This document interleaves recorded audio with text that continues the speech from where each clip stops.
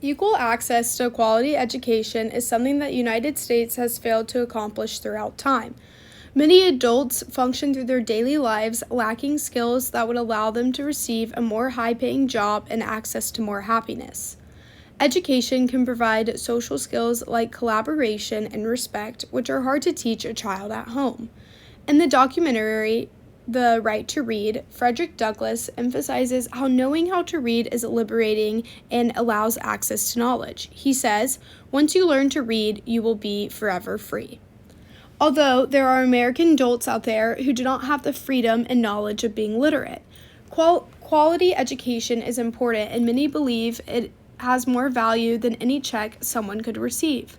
Unfortunately, poor school performance is often tied to those with a low socioeconomic status. Whether this is due to barriers that exist outside the classroom or if it is within the school, families who are close to poverty line or below are disproportionately affected.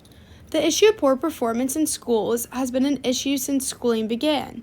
While there is always going to be someone at the bottom and performing the worst, there seems to be a trend of who this is falling towards the bottom. Studies have found that children who come from impoverished families are significantly less likely to succeed than their wealthier classmates. There are a plethora of causes on why this might be the case. Unequal access to quality education and the environment of living in poverty are two main issues that could cause poor performance. When people live in a low-income area, they often have a lack of resources like books and technology, which could aid their learning. Their communities also lack places for extracurricular activities, which is shown to improve learning since you're exercising your brain and stimulating happiness. Not only can barriers outside the classroom affect a child's school performance, but underfunded schools often lie within a low-income neighborhood. Underfunded schools disadvantage children who go there because they do not have access to a quality education anymore. Schools that fall within low socioeconomic status neighborhoods often have fewer resources and teachers. This leads to larger class sizes and less individualized attention, which allows more children to have a hard time grasping basic skills.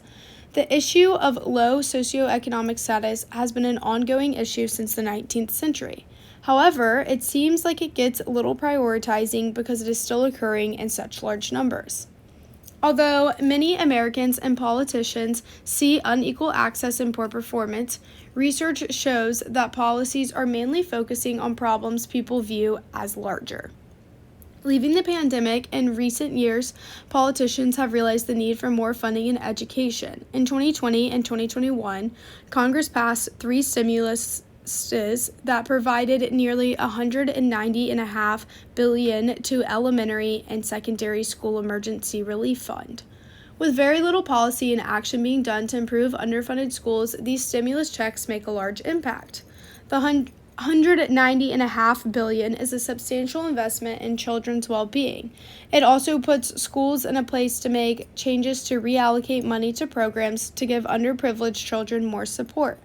The Biden administration also allocated funding directly towards racism and education equity.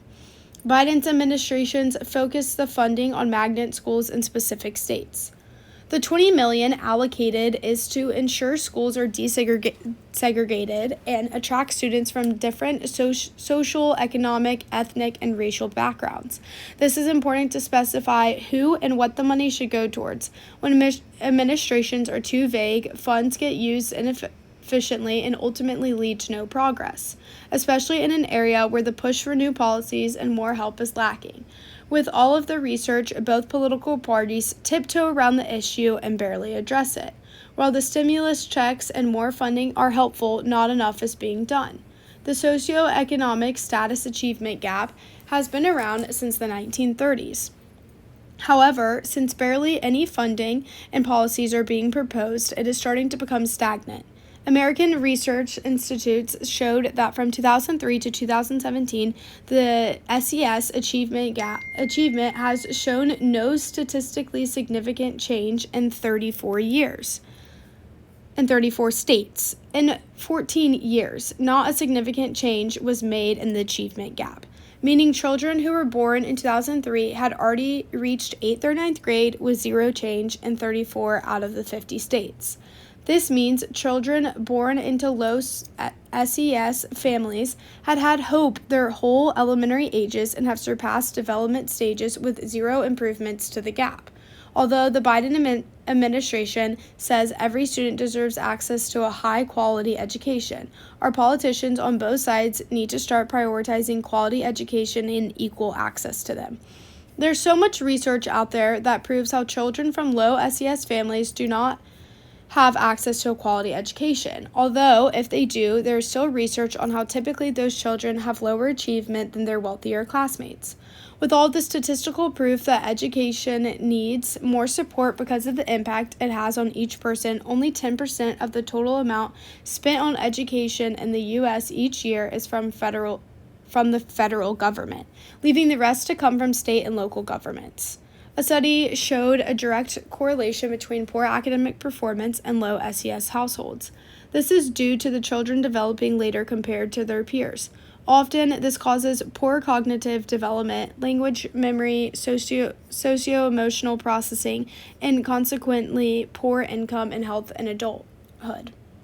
If policies were to focus on boundaries outside the classroom that end up impacting school performance, children could begin to learn more. Programs like wraparound programs have been proven to assist children in all aspects of life. Since there are community centers that provide extracurricular activities, this can stimulate the brain and impact classroom performance. Wraparound supports in communities have been shown to improve student mental health, social, emotional development, and academic learning. This is critical because in order to perform well in school, students need to be experiencing a life outside of school. It is critical to make sure the public funds are being used in complementary ways to efficiently benefit those in need. Investing in these communities also has positive externalities for underfunded schools.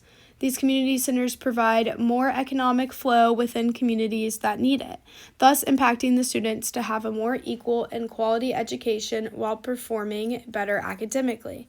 It is hard to address the problem of unequal access to quality education and the ties between low SES and poor school performance because our government is already not making a ton of strides in addressing these issues. This is frustrating because there are so many data-driven studies and examples of these negative effects. These studies have been occurring since the early 19th century when students of low-income families had to work while high-income families had the privilege to educate their children. I think one way to address this is adjusting the child tax credit. If the tax credit were to change to adequate care and education for children, it would make such a large impact.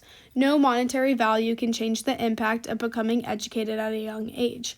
I think the issue with a lot of stimulus checks we see get passed is that they are not specific enough and have too many hoops to jump through. When underfunded schools have to jump through a ton of hoops to see if they qualify for more money, they often do not jump through these hoops. This is due to how stretched thin they already are at work. They don't have the time and resources to spend more time looking for funding.